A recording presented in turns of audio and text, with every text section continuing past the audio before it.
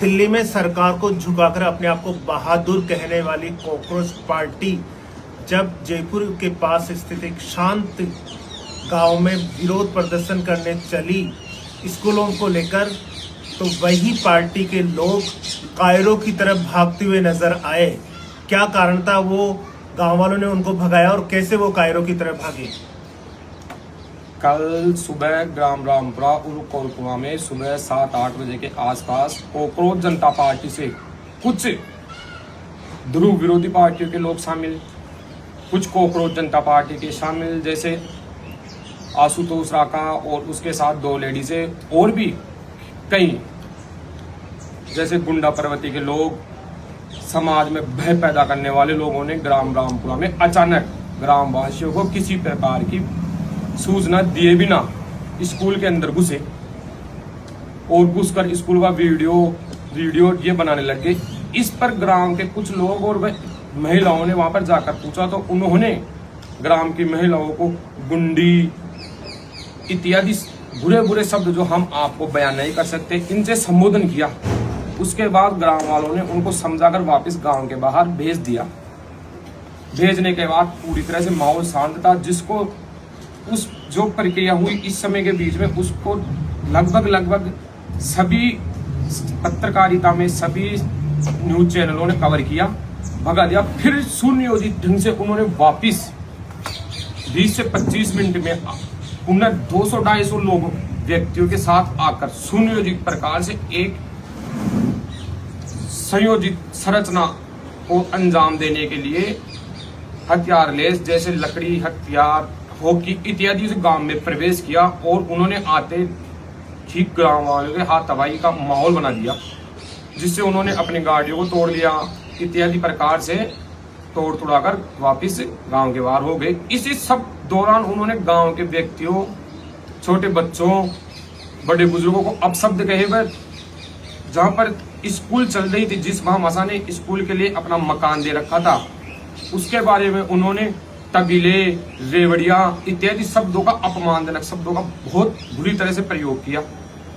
प्रयोग जैसे उन्होंने तबीले इत्यादि बताए, तो वो मैं इनको बता दूं, कॉकरोच जनता पार्टी के चीफ एडिटर है जो भी है, सीजेपी के अभिजीत दीप के, आशुतोष राका, इनको मैं बता दूं तबीले ये सब ग्रामीण संस्कृति से जुड़े हुए चीजें हैं, क्योंकि ग्रामीणों में जहाँ पर व्यक्ति रहते हैं वहां पर भैंस, बाड़े इत्यादि सब वो वहीं पे रखते हैं और उन्होंने इन शब्दों का प्रयोग करके समस्त भारतीय ग्रामीण जनता का अपमान किया है। क्योंकि इन्हीं तबीलों में से देश ने कई IAS, कलेक्टर, अटल बिहारी जी, मनमोहन जैसे अर्थशास्त्री दिए हैं और उन्होंने इन्हीं शब्दों का अपमान करके एक देश की मर्यादा का उल्लंघन किया, बहुत बुरी तरीके से संस्कृति को नकारा। उन्होंने देश की संस्कृति को नकारा है, जो कि अमाननीय है, गलत है, बुत।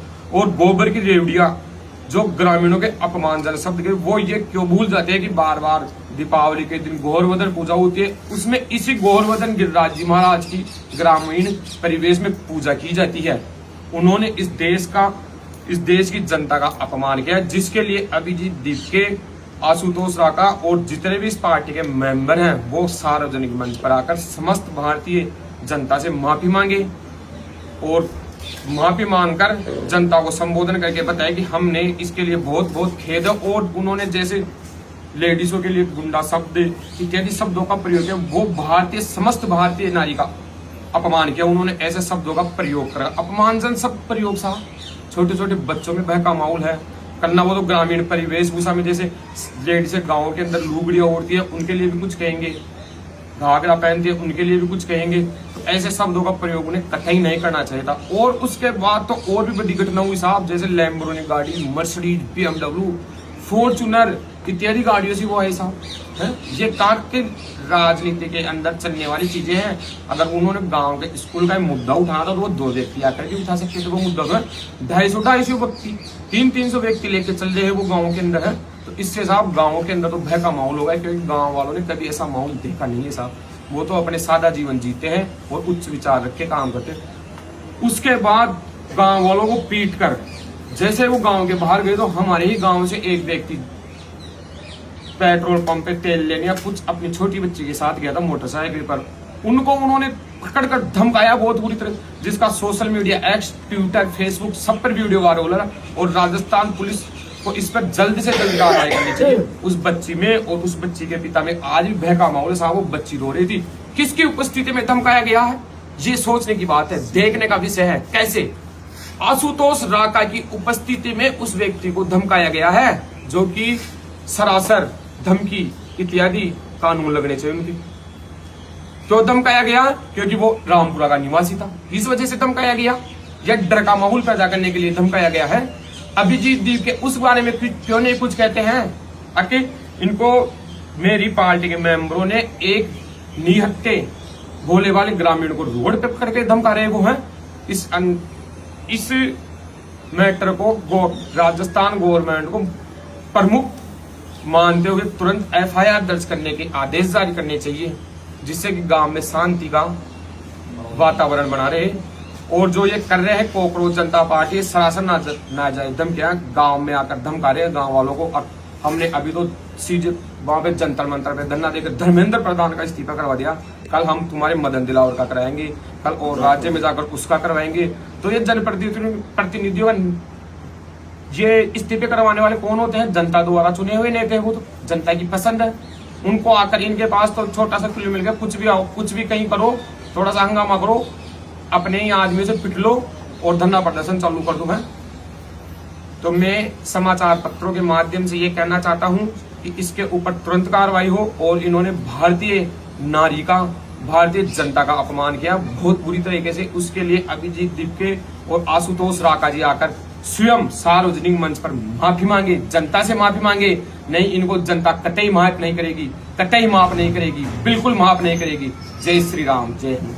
जो सीजेपी कॉकरोच पार्टी जब भी अगर रसोई में भी अगर कॉकरोच आता है तो बाहर महिलाएं, अपनी माँ, बहन, बेटियां उनको बाहर निकाल देती है, डर जाती है, वो गंदगी फैलाना चाहते हैं। वैसा का वैसा ही माहौल कॉकरोच पार्टी ने जब जयपुर के इस गांव में किया, जो पूरा भक्तिमय गांव है, शांत रहता है, अपनी लोक संस्कृति के साथ रहता है। गाय, भैंस, लुगड़ी, राबड़ी, छाछ, कांदा, ये सब हमारा हिस्सा है।